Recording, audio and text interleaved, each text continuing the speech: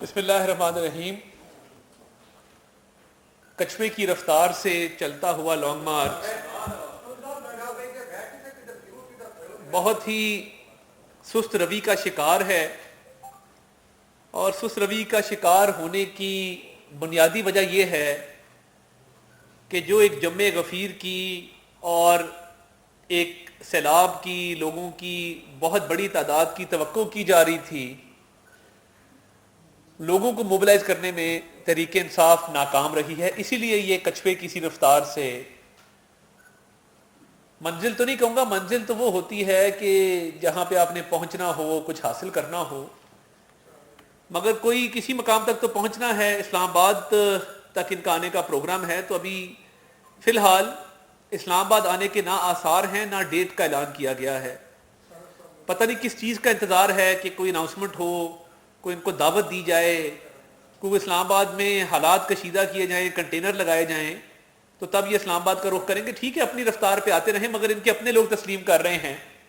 فواد چودھری صاحب نے، ایک ہمارا کامن دوست ہے، اس کو کہا ہے کہ کوئی بات نہیں اگر کراؤڈ اکٹھا نہیں ہو رہا، مگر ہماری الیکشن کیمپین تو ہو رہی ہے، ہمارے بینر آویزاں ہیں، ہم جگہ جگہ گزر رہے ہیں، ہم اپنی بات لوگوں کے سامنے رکھ رہے ہیں، تو کوئی بات نہیں، پولیٹیکل ایکٹیویٹی تو ہے، کوئی بات نہیں اگر لوگ اکٹھے نہیں ہو رہے۔ آج بڑا ہی افسوسناک واقعہ پیش آیا۔ 14 سال کا ایک لڑکا، کنٹینر سے اس کی ٹکر ہوئی اس قافلے میں، اور موقع پر جاں بحق ہوا۔ یہ ہمارے حلقے راہ والی کا رہائشی تھا، اور جب سے یہ مارچ شروع ہوا ہے، لواحقین نے ابھی سڑک بلاک کر کے احتجاج بھی کیا ہے۔ تو میں سمجھتا ہوں یہ افسوسناک ہے کہ یہ خونی مارچ کا پہلے دن کہا گیا تھا، دن بدن یہ بات سچ ثابت ہو رہی ہے کہ یہ واقعی ایک خونی مارچ ہے۔ میں محترمہ صدف نعیم صاحبہ کی شہادت کو بالکل کوئی سیاسی رنگ نہیں دینا چاہتا۔ ہمارا انہوں نے تقریباً 10-12 سال سے ہم دیکھ رہے تھے جس طرح وہ پنجاب اسمبلی کو کور کر رہی تھیں، ہمارا ان سے بہت رابطہ بھی رہتا تھا، مگر دیکھیے یہ لانگ مارچ جب نکلا ہے تو اس کی سیکیورٹی، کنٹینر کے ارد گرد کے معاملات، اس کی رفتار اور کسی بھی ایسے واقعے سے بچاؤ، یہ کس کے ذمے ہے؟ کوئی تو ذمہ دار ہوگا جس کو انچارج بنایا گیا ہوگا کہ جی ہم اپنے سیاسی مقصد کے لیے نکلے ہیں، تو کوئی ایسا واقعہ پیش نہ آئے، اس کے لیے کوئی احتیاطی تدابیر اپنائی گئی ہوں گی، اس کے لیے کوئی بریفنگ دی گئی ہوگی۔ یہ دن بدن واقعات میں جو اضافہ ہو رہا ہے، اور فیصل واڈا صاحب کی بات سچ ثابت ہو رہی ہے، تو یہ میں سمجھنے سے قاصر ہوں۔ آپ یہ دیکھ سکتے ہیں اپنی اسکرین پہ کہ یہ راوالی میں اس بچے کے لواحقین نے سڑک بلاک کر کے احتجاج کیا ہے، اور اس بچے کا خون کس کے ہاتھ پہ ہم تلاش کریں؟ یعنی آپ جہاں سے گزرتے ہیں کوئی نہ کوئی ایسا واقعہ ہو جاتا ہے، اور اتنی بے حسی ہے کہ آپ اس کے تدارک کے لیے ابھی تک کوئی ارینجمنٹ نہیں کر پائے۔ تو یہ پہلے دن سے خونی مارچ تھا، یہ خونی مارچ ہے، اور اس میں انسانی جان کی کوئی قدر نہیں ہے، انسانی جان کی کوئی پرواہ نہیں ہے، اور یہ اب ٹرینڈ بن گیا ہے کہ ادھر انسانی جان ضائع ہو، ادھر بڑا سا چیک لے کے آپ ان کے گھر پہنچ جائیں۔ یہ بھی امر افسوسناک ہے۔ کیا اس چیک سے وہ انسان واپس آ سکتا ہے؟ کیا جو فائنینشیل کمپنسیشن چاہے وہ سرکار دے، چاہے وہ کوئی پولیٹیکل پارٹی دے، کیا اس سے اس نقصان کا ازالہ ہو سکتا ہے جو آپ نے کاز کیا؟ نہیں ہو سکتا۔ تو یہ آئے دن جو واقعات ہو رہے ہیں، یہ کس کی ذمہ داری ہے؟ بندے آپ سے اکٹھے نہیں ہو رہے، ایجنڈا آپ کا کلیئر نہیں ہے، ہر روز ایک ایکسیڈنٹ ہو جاتا ہے، کوئی نہ کوئی انسان جو ہے وہ اللہ کو پیارا ہو جاتا ہے، جان سے چلا جاتا ہے۔ آپ کے کان پہ جوں نہیں رینگتی، آپ لاہور آتے ہیں، شام کو ریسٹ کرتے ہیں، صبح پھر 12-1 بجے دوپہر کو اٹھ کے دوبارہ پھر روانہ ہو جاتے۔ تو مقصد کیا ہے؟ ابھی تک مجھے اس کا ایجنڈا سمجھ نہیں آ رہا، سوائے اس کے کہ آپ این آر او چاہتے ہیں۔ یہ گوگی بچاؤ مارچ بھی ہے اس کے ساتھ ساتھ، کیونکہ ان کو پتا ہے کہ ان کے خلاف اتنا مواد آ چکا ہے کہ اب اگر انہوں نے این آر او لینے کی کوشش نہ کی تو شاید عمران خان صاحب کو بہت سارے کیسز میں سزا بھی ہو سکتی ہے۔ عمران خان صاحب کو فورن فنڈنگ کے کیس میں باقاعدہ ایف آئی اے کی طرف سے ایک کال اپ نوٹس ایشو کیا گیا ہے اور اس کیس میں سیف نیازی صاحب مفرور ہیں، وہ ایف آئی اے کو مطلوب ہیں. ابھی تک نہ انہوں نے کال اپ نوٹس کا جواب دیا ہے، نہ انہوں نے ایف آئی اے کے سامنے پیش ہوئے ہیں، نہ انہوں نے عدالت سے رجوع کیا ہے. ہماری اطلاع کے مطابق وہ پشاور میں روپوش ہیں، کیونکہ تمام فائلوں پر، تمام دستاویزات پر سگنیچر سیف نیازی صاحب کے ہیں. اب یہ کل جو نوٹس جاری کیا گیا ہے عمران خان صاحب کو، ان سے پوچھا گیا ہے کہ یہ مسلم کمرشل بینک میں ایک اکاؤنٹ ہے، اس حوالے سے آپ جواب دیں کہ اس میں جو پیسے باہر سے آئے ہیں اس کا ذمہ دار کون ہے. اور یہ عمران خان صاحب کے دستخط کے ساتھ ایک باقاعدہ ریزولوشن موجود ہے، ہم ابھی شیئر بھی آپ سے کر لیتے ہیں، جس میں وہ کچھ لوگوں کو آتھرائز کر رہے ہیں کہ میرے بہاف پہ یہ ٹرانزیکشن کیا کریں گے. تو یہ عمران خان صاحب کو جو کالم نوٹس دیا گیا ہے اس کا بھی ابھی جواب کا انتظار ہے.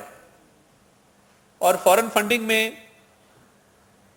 لاہور نے بھی، ایف آئی اے لاہور نے بھی عمران خان صاحب کو نوٹس جاری کیا ہے.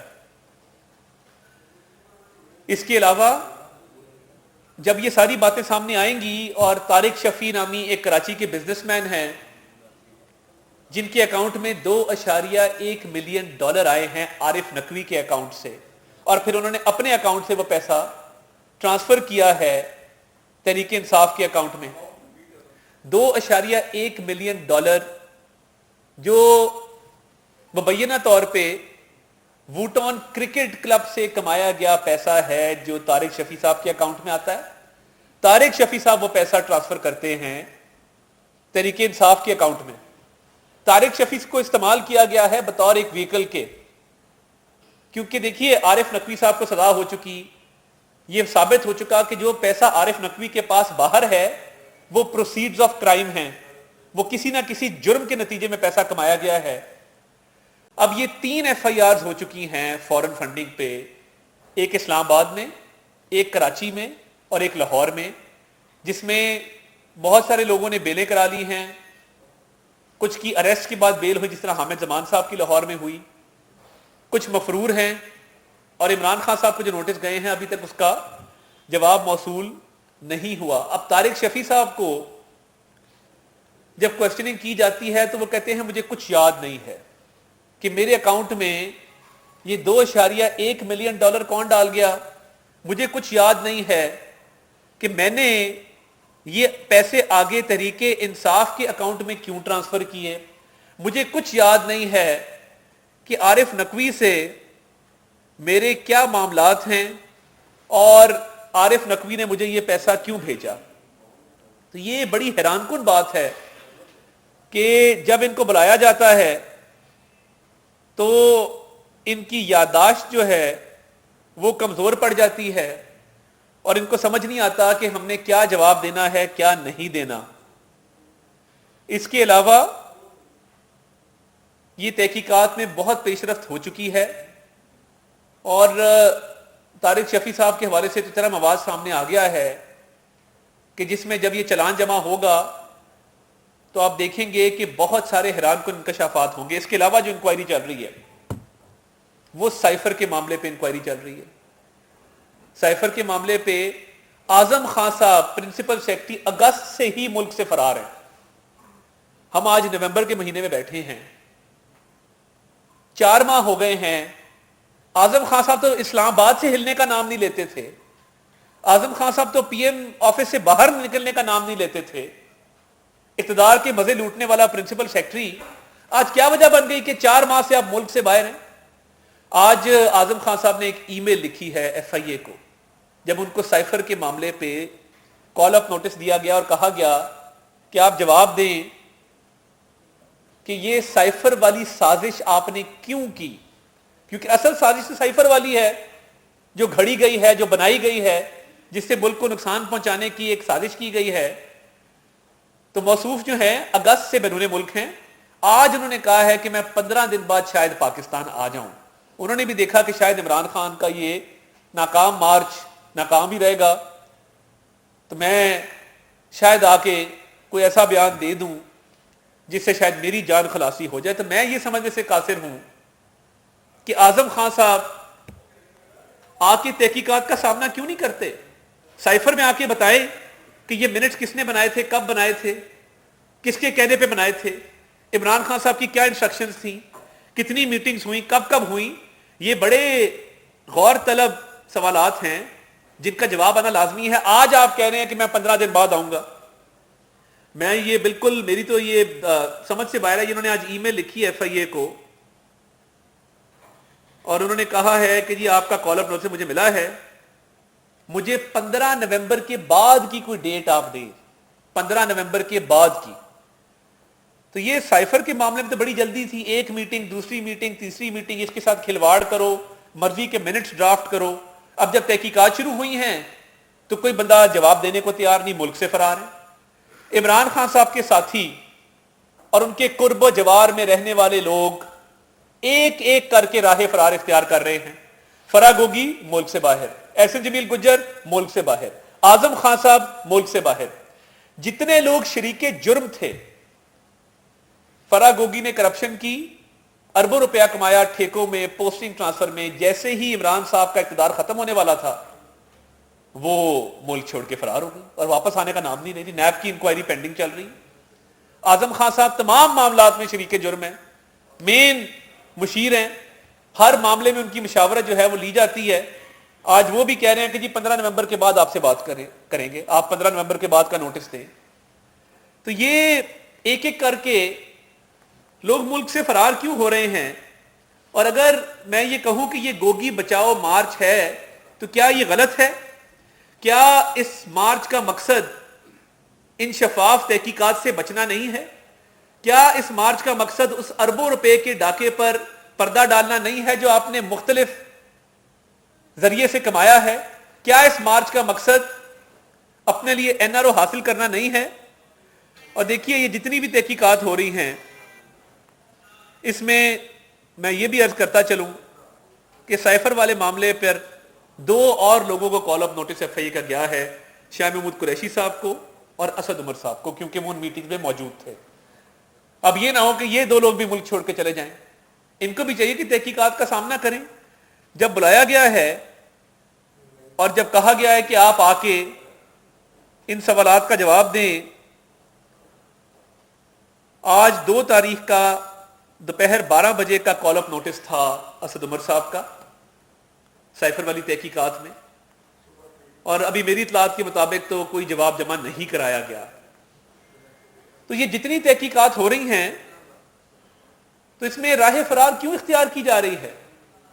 ان سے بچنے کی کوشش کیوں کی جا رہی ہے؟ اگر آپ کا دامن صاف ہے تو آپ تحقیقات کا سامنا کیوں نہیں کرتے؟ اور کل کے لیے کل 12 بجے دوپہر کو شاہ محمود قریشی صاحب کو طلب کیا گیا ہے۔ یہ وزارت داخلہ نے مجھے تفصیلات فراہم کی ہیں کہ یہ جو تحقیقات ہو رہی ہیں اس میں کبھی بیل لی جاتی ہے، کبھی بہانہ کیا جاتا ہے، کبھی کوئی عذر پیش کیا جاتا ہے۔ طارق شفیع صاحب کی بیل تھی، کورٹ میں میڈیکل سرٹیفکیٹ جمع کرایا گیا ہے کہ میں بیل پہ نہیں آ سکتا۔ اب کورٹ نے تاکید کی ہے کہ اگلی دفعہ آپ کی حاضری لازمی ہے۔ تو میں یہ کہنا چاہتا ہوں کہ ایک ایک کر کے جو ملک لوگ چھوڑ رہے ہیں اور تحقیقات سے بچنا چاہ رہے ہیں، یہ بچنے کا راستہ نہیں ہے، آپ کو یہ فیس کرنی پڑے گی۔ آپ کو جواب دینا ہوگا، وہ سائفر کی تحقیقات ہوں جس میں سازش گھڑی گئی، وہ فورن فنڈنگ کی تحقیقات ہوں جس میں ملینز آف ڈالرز عارف نقوی نے بھیجے اور وہ پرائیویٹ اکاؤنٹوں میں آئے، وہ مختلف لوگوں نے اپنے ذاتی استعمال میں لائے۔ کچھ ایسی بھی اس میں حیران کن چیزیں ہیں کہ تحریک انصاف کے رہنما اس پیسے کو اپنی ذاتی استعمال میں بھی لائے ہیں، اس پہ بھی تفتیش بھی ہو رہی ہے، تحقیقات بھی ہو رہی ہیں۔ اب بیانیہ تو ایک ہی ہے کہ گوگی کو بچاؤ اور چوری کو چھپاؤ۔ اس کے علاوہ اس لانگ مارچ کا مجھے دوسرا مقصد نہ سمجھ آیا ہے نہ نظر آیا ہے، اور سارا فوکس ایک بات پہ ہے کہ ہم ان تحقیقات سے بچ جائیں، ہم اس تفتیش سے بچ جائیں اور کسی طریقے سے ہمیں کوئی NRO مل جائے اور ہماری جان خلاصی ہو جائے۔ یہ ہونا نہیں ہے۔ ان سارے سوالات کے جواب دینے ہوں گے، اور آپ دیکھیں کہ کتنے دکھ اور افسوس کا مقام ہے کہ انڈین فوج کا ایک ریٹائرڈ میجر گورو آریہ، جو ان کے ایکس سروس مین کا سپوکس مین سمجھا جاتا ہے، وہ کل ٹویٹ کرتا ہے کہ دل کھول کے عمران خان صاحب کو عطیات دیں. عمران خان کو عطیہ دینے کا مطلب ہے کہ آپ انڈیا کی خدمت کر رہے ہیں. یہ الزام ہم نہیں لگا رہے، یہ الزام کوئی ادارہ نہیں لگا رہا، یہ الزام پاکستان کا میڈیا نہیں لگا رہا، یہ عدلیہ نہیں کہہ رہی. انڈین ایکس سروس مین میجر گورو آریہ یہ ٹویٹ کر رہا ہے کہ جتنا پیسہ عمران خان کو دیں گے، جتنا کامیاب اس کا لانگ مارچ ہوگا، اتنا بھارت کا فائدہ ہے. یہ کسی اور کے خلاف اس طرح کی بات آئی ہوتی، کسی اور پر انڈیا نے یہ ٹویٹ کی ہوتی، تو عمران خان صاحب نے اس ملک میں آگ لگا دی ہوتی اب تک. تو اب سمجھ آتی ہے کہ فارن فنڈنگ میں جب رومیتا شیٹی نامی خاتون آپ کو فنڈنگ کرتی ہے، بھارتی نژاد امریکی آپ کے اکاؤنٹ میں پیسے بھیجتی ہے، تو وہ کیوں بھیجتی تھی. اب سمجھ آتی ہے کہ جب بیری سی شنیپس نامی ایک یہودی امریکن آپ کے اکاؤنٹ میں پیسے بھیجتا ہے تو وہ کیوں بھیجتا ہے اور اس کا کیا مقصد ہے. اس کا مقصد یہ تھا کہ پاکستان کی جنوں کو کھوکھلا کرنا، پاکستان کی سالمیت پہ حملے کرنا، جو آپ کر رہے ہیں، جو آپ کنٹینر پہ چڑھ کے وہ کام کریں جو پاکستان کی تاریخ میں نہیں ہوا. اداروں پر حملے ہیں، اداروں کے سینئر افسران پر حملے ہیں، اور انڈیا میں شادیانے بجائے جا رہے ہیں. جشن کا سما ہے کہ ان کے لوگ اس بات کو سیلیبریٹ کرتے ہوئے انڈین اینکرز آپ کو اپنی پسندیدہ شخصیت قرار دے رہے ہیں کہ ہمارے تو فیورٹ ہو گئے عمران خان صاحب. تو یہ جو میجر گورو آریہ کی سٹیٹمنٹ ہے، کیا ایک بھی پی ٹی آئی کے رہنما نے اس کی مذمت کی ہے؟ کیا کنٹینر پہ چڑھ کے آپ نے کہا ہے کہ لعنت ہو میجر گورو آریہ پر، جو انڈین فوج کا سپوکس پرسن بنا ہوا ہے، ان کی ایکس سروس مین کا سپوکس پرسن ہے؟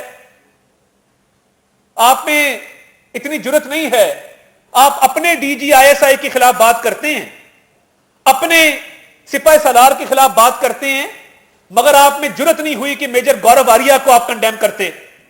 یہ کس طرح کی سیاست ہے؟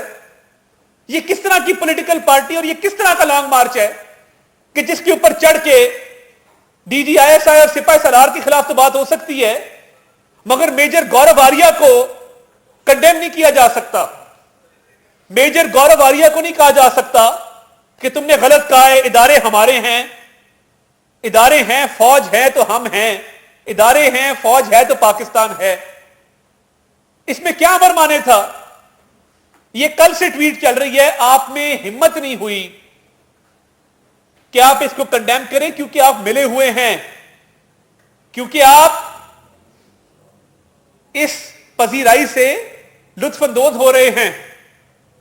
آپ کا ایجنڈا ہی یہ ہے کہ کیونکہ میں اقتدار میں نہیں رہا تو پھر ملک کا بھی اگر نقصان ہوتا ہے تو ہو، مجھے گوگی کو بچانا ہے، مجھے اپنی چوری پر پردہ ڈالنا ہے، اور مجھے بائی ہک اور کروک اقتدار میں واپس آنا ہے. اس کے علاوہ آپ کا کوئی ایجنڈا نہیں ہے. انڈیا جشن منائے، انڈیا ہمارے خلاف بات کرے، انڈیا آپ کی پذیرائی کرے، آپ کو اس سے خوشی ہو رہی ہے کہ میں نے اتنا بڑا کارنامہ کیا. اور یہ جو فارن فنڈنگ آپ انڈیا سے، امریکہ سے لیتے رہے ہیں، اسرائیل سے لیتے رہے ہیں، اب تحقیقات ہو رہی ہیں تو آپ جواب نہیں دیتے. آپ کے لوگ کبھی بیل لے لیتے ہیں، کبھی کہتے ہیں ہم بیمار ہیں، ہم پیشیوں پہ نہیں آ سکتے. پرنسپل سیکرٹری آپ کا فرار ہو گیا ہے، فرا گوگی ملک سے باہر بیٹھی ہے، اور دوسروں کو چور کہنے کی ہمت پتہ نہیں کہاں سے پیدا ہوتی ہے کہ آپ کنٹینر پہ چڑھ کے دوسروں پہ الزامات لگاتے ہیں.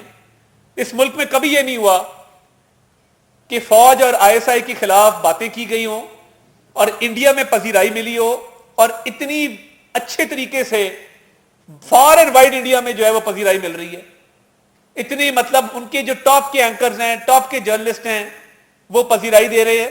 ان کے ریٹائرڈ فوجی جو ہیں وہ آپ کی تعریف کر رہے ہیں، مگر آپ اس کو کنڈیم کرنے کو تیار نہیں ہیں. یہ آپ کی انا پرستی ہے، یہ آپ کی میں ہے جس سے آپ باہر نہیں نکلتے. تو جو 4 سال میں آپ نے یہاں پہ کھلواڑ کیا اس ملک کے ساتھ، اس سے بڑی چوری تو تاریخ میں کبھی نہیں ہوئی. آپ کے توشہ خانہ کے تحائف وہ اربوں روپے کے اندر ہیں. گھڑی بیچ دو, پینٹنگ بیچ دو, جو چیز ملے بیچ دو. اور یہ کبھی ایسا نہیں ہوا آپ تو لگتا ہے کوئی او ایل ایکس کی آپ چلتے پھرتے اشتہار ہیں بیچ دے.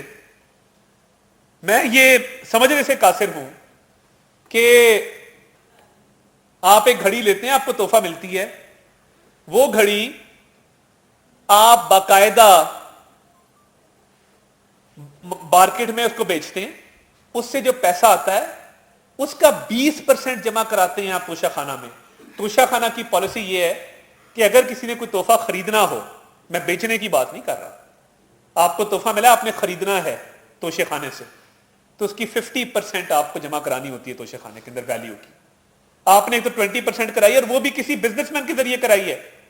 بڑے بڑے انکشافات ہو رہے ہیں. گھڑی آئی, اس کو بجائے کہ توشہ خانہ میں جمع کرا کے آپ بعد میں خریدتے, آپ نے پہلے بیچا, جمع نہیں کرائی, بیچ دی. بیچنے کے بعد جو پیسے آئے اس کا 20% جمع کرائی. یہ 4 قسم کی چوریاں ہیں.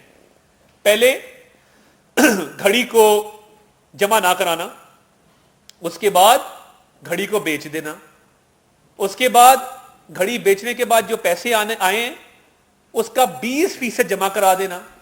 بہت سارے تحائف ہیں جو ڈکلیئرڈ ہی نہیں ہیں. بہت ساری ایسی چیزیں ہیں جو آپ گھر لے گئے ہیں.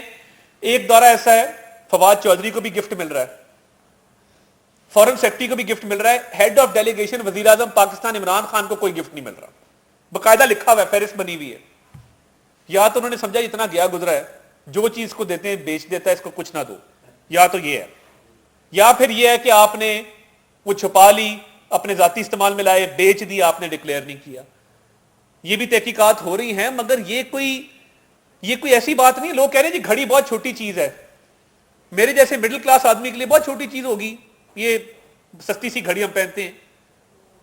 مجھے اکثر لوگ کہتے ہیں اس کا سٹریپ بھی ٹوٹا ہوا ہے. بات یہ ہے, آپ بطور وزیر اعظم پاکستان اربوں روپے کی گھڑیاں, اربوں روپے کی گھڑیاں جو قیمتی گھڑیاں ہیں, 50 کروڑ کی گھڑی ہے, 70 کروڑ کی گھڑی ہے, وہ آپ بیچ دیں, ڈکلیئر نہ کریں, اس کی تھوڑی ویلیو جمع کرا دیں, پھر 5 کیرٹ کی انگوٹھیاں مانگیں, اور چور ہمیں کہیں کنٹینر پہ چڑھ کے انڈیا سے شاباش لیں, اور چور ہمیں کہیں آپ کنٹینر پہ چڑھ کے. آپ کو شرم آنی چاہیے. آپ کا محاسبہ بھی ہوگا, آپ کا احتساب بھی ہوگا, اور آپ کو ایک ایک بات کا جواب دینا ہوگا. یہ نہیں ہو سکتا کہ آپ انڈیا سے داد لیں اور دوسروں کو غدار کہیں. وہ شعر ہے نا کہ کچھ فیصلہ تو ہو, کدھر جانا چاہیے, پانی کو تو اب سر سے گزر جانا چاہیے, تہمت لگا کے ماں پہ جو دشمن سے داد لے, ایسے سخن فروز سے لڑ جانا چاہیے. میں جمہوری آدمی, تھوڑی سی میں نے اس میں ماڈیفیکیشن کی ہے, مگر بات یہ ہے کہ آپ اپنی فوج پہ, اپنی ISI پہ تہمت لگا کے دشمن سے داد لے رہے ہیں. آپ کو شرم نہیں آ رہی اس بات پہ؟ اور ابھی بھی وہ کالی اینک رات وہ دنوں لگا کے کنٹینر پہ میں اس سے باہر بات ہی کوئی نہیں ہے. تمہاری میں یہ ہے کہ تم چور ہو, تمہاری میں یہ ہے کہ تم ڈاکو ہو, تمہاری میں یہ ہے کہ تمہاری فرا گوگی فرار ہے, تمہاری میں یہ ہے کہ تمہارا اعظم خان فرار ہے, تمہارے پہ ملینز آف ڈالرز کی امبیزلمنٹ کا الزام ہے, عارف نقوی باہر گرفتار ہے, اور تم جواب دینے سے قاصر ہو. تمہارا قوم بھی محاسبہ کرے گی, اور ہم بھی انشاءاللہ اللہ تعالیٰ کے فضل سے کریں گے.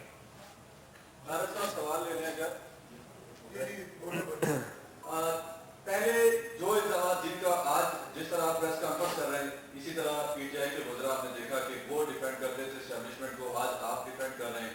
آپ کی جانب سے تنقید جو ہوتی تھی وہ آج کل ان کی جانب سے ہو رہی ہے. تو ہمیں تو ایسا مطلب جو عوامی سطح پہ بھی اور پریس میں بھی جو تاثر آ رہا ہے وہ یہی ہے کہ چہرے بدلے ہیں, بالکل وہی رول, پہلے آپ کا جو رول ہے وہ نبھا رہے ہیں آپ, اور جو رول ان کا تھا وہ اب آپ نبھا رہے ہیں. کوئی فرق ہے کیا؟ نہیں, بہت بڑا فرق ہے. ہمارا نعرہ تھا ووٹ کو عزت دو, اس کا نعرہ ہے مجھے ووٹ لے کے دو. اور دونوں میں فرق کیا ہے؟ ہم یہ کہتے تھے کہ اداروں کا ایک آئینی رول ہے, ایک آئینی حدود حربہ ہے جس کے اندر رہ کے اداروں نے کام کرنا ہے. ہماری تنقید اداروں پہ جب ختم ہوئی جب ادارے نے کہا کہ ہم نیوٹرل ہیں. ہمارا تو مقصد ہی یہ تھا نا جی. ہم کہتے تھے کہ ہر ادارہ آئین میں دیے گئے طریقہ کار کے مطابق چلے. ان کا پرابلم یہ ہے کہ ادارہ نیوٹرل کیوں ہوا, کیونکہ نیوٹرل تو آپ کو پتہ ہے کیا ہوتا ہے. ان کو تکلیف یہ ہے کہ ان کو اپنے حمایتی چاہیے, ان کو ایسے لوگ چاہیے جو ان کو انگلی پکڑ کے چلائیں بھی, پارلیمنٹ بھی ان کے نمبر پورے کریں, ان کا بجٹ بھی پاس کرائیں, ان کی جی حضوری بھی کریں, ان کے غلط صحیح سارے فیصلے مانیں. اور اگر کوئی کہے کہ آپ کے گھر سے کرپشن کا ریکٹ چل رہا ہے, فرح گوگی کے تانے بانے آپ کے گھر سے ملتے ہیں, تو اسے کہیں کہ نہیں تم محب وطن نہیں ہو کیونکہ تم نے فرح گوگی کی چوری مجھے آ کے بتائی ہے. وہ جو آج کل بیٹھ کے, میں بڑی عزت کرتا ہوں ہر صحافی کی, میں نے بڑا لوگوں کو دیکھا ہوا ہے, میں عمران ریاض خان صاحب کو تب جانتا ہوں جب وہ ایکسپریس کے بیٹ رپورٹر تھے, 2009 کی بات کر رہا ہوں, ہمارا تب بھی ان سے اچھا تعلق تھا, رہتا تھا, مگر جب وہ کہتے ہیں نا کہ تم نے مجھے بتایا تھا کہ یہ چوری کی گئی, تم نے مجھے ثبوت دیے تھے, تم نے کہا تھا یہ چور ہیں, تو جب انہی لوگوں نے بتایا کہ فرح گوگی چور ہے, جب انہوں نے کہا کہ بشرا مانیکا انگوٹھیاں مانگتی ہے اور اس کے تانے بانے فرح گوگی سے ملتے ہیں, اس پہ بات کرنے کو کوئی تیار نہیں ہے. فرق صرف اتنا ہے کہ اب اس کو نیوٹرلٹی پہ اعتراض ہے, ہم نیوٹرلٹی کے حامی ہیں.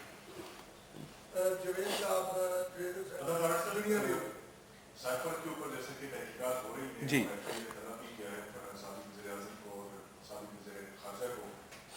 ایک طرف تو یہ تحقیقات ہیں کہ سائفر وزیر اعظم ہاؤس میں نہیں ہے, کیوں نہیں ہے, اس کی تحقیقات ہوئی ہیں اور جو آڈیو لیکس مبینہ طور پر آئی ہے گفتگو ہوئی. دوسری بات یہ ہے کہ ایک ہائی پروفائل آفس کی بگنگ کی جاتی رہی ہے, اس کے اوپر کوئی تحقیقات دکھائی نہیں دیتی, اس سے کیا ہوگا؟